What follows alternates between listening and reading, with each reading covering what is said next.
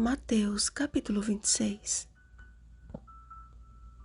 Vigiai e orai, para que não entreis em tentação. O espírito, na verdade, está pronto, mas a carne é fraca. Versículo 41. Após a exposição sobre o plano para tirar a sua vida, Jesus seguiu para Betânia e, estando na casa de Simão, o leproso, aproximou-se dele uma mulher, trazendo um vaso de alabastro cheio de precioso bálsamo que lhe derramou sobre a cabeça. A atitude daquela mulher provocou indignação no coração dos discípulos, ao passo que provocou admiração no coração de Jesus. Maria de Betânia, João capítulo 12, versículo 3, não praticou simplesmente uma boa ação, mas uma boa ação para com Jesus. Aquela mulher rompeu as barreiras do preconceito e sua fé e coragem lhe rendeu um testemunho que o próprio Cristo endossou como parte integrante da pregação do Evangelho. O relato seguinte apresenta um forte contraste com o relato anterior. Enquanto Maria entregou tudo o que tinha para ungir o seu mestre, Judas procurou obter tudo o que pudesse para entregá-lo aos principais sacerdotes. A este foi dada a oportunidade de andar lado a lado com Jesus. Sua postura e comportamento não despertavam nenhuma suspeita diante dos demais discípulos. Muito pelo contrário, era um homem que despertava a admiração e que demonstrava possuir boas intenções. Jesus, portanto, era o único que conhecia a maldade do seu íntimo. A declaração do cumprimento profético acerca da traição não foi dita por Jesus como algo que deveria ser cumprido, mas com a tristeza de um Salvador que desejaria que não acontecesse daquela forma. Até o meu amigo íntimo, em quem eu confiava, que comia do meu pão, levantou contra mim o calcanhar. Salmo 41, versículo 9. Jesus não impediu a Judas de participar da ceia, mas permitiu que ele participasse da cerimônia que ele instituiu como símbolo da nova aliança. O pão sem fermento e o vinho não fermentado representam, respectivamente, o corpo e o sangue de Cristo, oferecidos como sacrifício em favor de muitos para a remissão de pecados. Na verdade, Jesus não foi apenas traído por Judas e negado por Pedro, mas os discípulos todos, deixando-o, fugiram.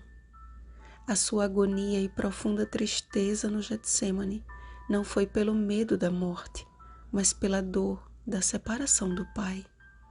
O seu clamor, misturado a lágrimas e suor como gotas de sangue, Lucas capítulo 22, versículo 44, exprimia a tristeza de quem estava para tomar do cálice letal. Meu Pai, se possível, passe de mim este cálice. Mas que cálice tão terrível era este? A sua morte na cruz? Era muito mais do que isso, amados. Vejamos o que diz a revelação de Jesus Cristo. Também esse beberá do vinho da cólera de Deus, preparado sem mistura, do cálice da sua ira.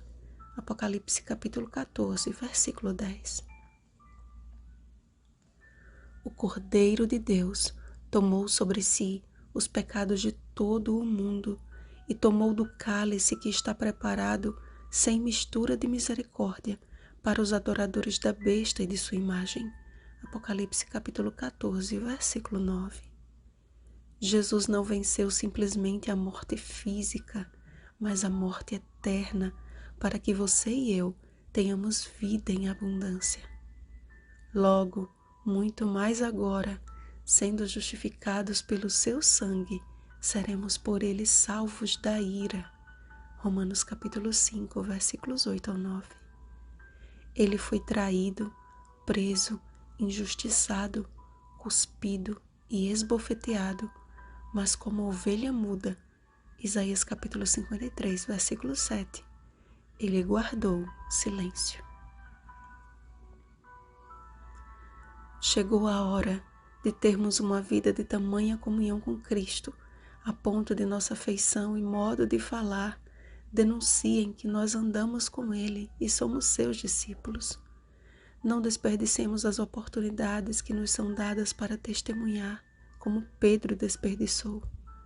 Mas ainda que por vezes tenhamos agido da mesma forma, Jesus nos convida a olhar para Ele novamente e perceber que o mesmo olhar que um dia nos chamou com amor, segue-me, é o mesmo que nos diz agora, eu te perdoo.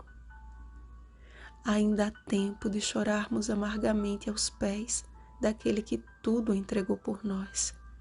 Depositemos hoje o nosso coração aos seus cuidados e, à semelhança de Maria, Ele endossará o nosso testemunho diante do universo, dizendo: são estes os que vieram da grande tribulação, lavaram suas vestiduras e as alvejaram no sangue do Cordeiro.